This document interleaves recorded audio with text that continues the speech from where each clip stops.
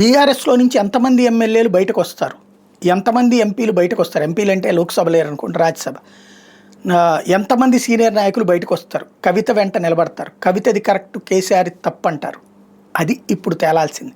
కవిత సత్తా ఏంటనేది తేలాల్సింది. ఇప్పటిదాకా కవిత వెంట ఉంటున్నటువంటి వాళ్ళు బి గ్రేడ్ సి గ్రేడ్ లీడర్సే, బలమైనటువంటి నాయకులు ఎవరూ లేరు.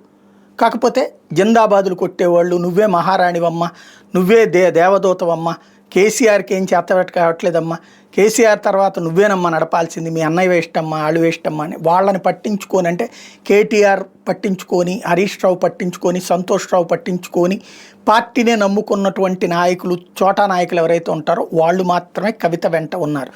ఇప్పుడు కవితని పార్టీ సస్పెండ్ చేసిన తర్వాత బీఆర్ఎస్ స్టేట్మెంట్ మారిపోయింది. కల్వకుంట్ల కవిత అంటే సస్పెన్షన్ దాంట్లోనే కే కవిత అని రాశారు.